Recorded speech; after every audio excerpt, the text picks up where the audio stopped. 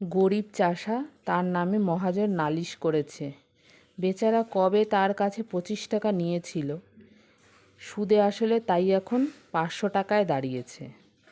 চাষা অনেক কষ্টে 100 টাকা জোগাড় করেছে, কিন্তু মহাজন বলছে 500 টাকার 1 পয়সাও কম নয়, দিতে না পারো তো জেলে যাও। সুতরাং চাষার আর রক্ষা নেই। এমন সময় শ্যামলা মাথায় চশমা চোখে তোখড় বুদ্ধি উকিল এসে বলল, ওই 100 টাকা আমায় দিলে তোমায় বাঁচার উপায় করতে পারি। চাষা তার হাতে ধরল, পায়ে ধরল, বলল, আমায় বাঁচিয়ে দিন। উকিল বলল, তবে শোনো আমার ফন্দি বলি। যখন আদালতের কাঠগড়ায় গিয়ে দাঁড়াবে, তখন বাপু হে কথা টথা কয়ো না।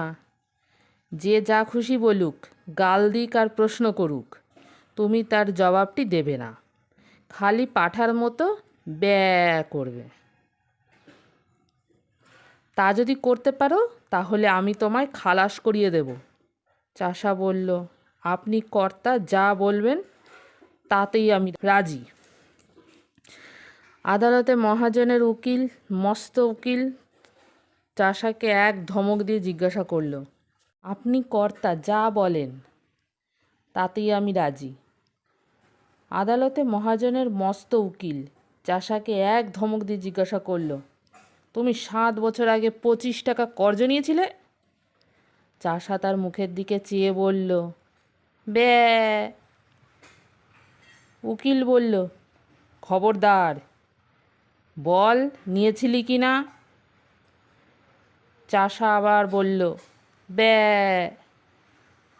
উকিল বলল, হুজুর, আসামির বেয়াদবি দেখুন। হাকিম রেগে বললেন, ফের যদি এমন করিস তোকে আমি ফাটক দেব। চাষা অত্যন্ত ভয় পেয়ে কাঁদো কাঁদো হয়ে বললেন, ব্যা ব্যা। হাকিম বললেন, লোকটা কি পাগল নাকি? তখন চাষার উকিল উঠে বলল, হুজুর, ও কি আজকের পাগল? ও বহুকালের পাগল, জন্ম অবধি পাগল। ওর কি কোনো বুদ্ধি আছে না কাণ্ডজ্ঞান আছে? ও আবার কর্জ নেবে কি? ও কি কখনো খত লিখতে পারে নাকি? আর পাগলের খত লিখলেই বা কি? দেখুন দেখি এই হতভাগা মহাজনটার কাণ্ড দেখুন তো। ইচ্ছা করে জেনে শুনে লোকটাকে ঠকিয়ে নেবার মতলব করছে। আরে ও কি মাথার ঠিক আছে? এরা বলছে এইখানে একটা আঙুলের টিপ দে, পাগল কি জানে, সে অমনি টিপ দিয়ে দিয়েছে। এই তো ব্যাপার। দুই উকিলে ঝগড়া বেঁধে গেল। হাকিম খানিক শুনে টুনে বললেন, মোকদ্দমা ডিসমিস। মহাজনের তো চক্ষু স্থির। সে আদালতের বাইরে এসে চাষাকে বলল, আচ্ছা, না হয় তো 400 টাকা ছেড়েই দিলাম, ওই 100 টাকাই দে। চাষা বলল, দে।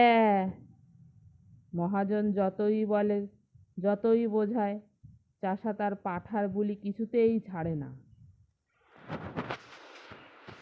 মহাজন রেগে মেগে বলে, দেখে নেব আমার টাকা তুই কেমন করে হজম করিস। চাষা তার পোটলা নিয়ে গ্রামে ফিরতে চলেছে। এমন সময় তার উকিল এসে ধরল, যাচ্ছ কোথায় বাপু? আমার পাওনা আগে চুকিয়ে যাও। 100 টাকায় রফা হয়েছিল, এখন মোকদ্দমা তো জিতিয়ে দিলাম। চাষা অবাক হয়ে তার মুখের দিকে তাকিয়ে বলল, ব্যা। উকিল বলল, বাপু হে, ওসব চালাকি খাটবে না, টাকাটি এখন বের করো। চাষা বোকার মতো মুখ করে আবার বলল, ব্যা। উকিল তাকে নরম গরম অনেক কথাই শোনালো, কিন্তু চাষার মুখে একই ওই এক জবাব। তখন উকিল বলল, হতভাগা গোমুখ, পাড়ায় গেও ভূত, তোর পেটে এত শয়তানি কে জানে।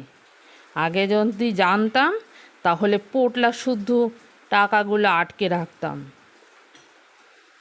বুদ্ধিমান উকিলের আর দক্ষিণা পাওয়া না হলো না।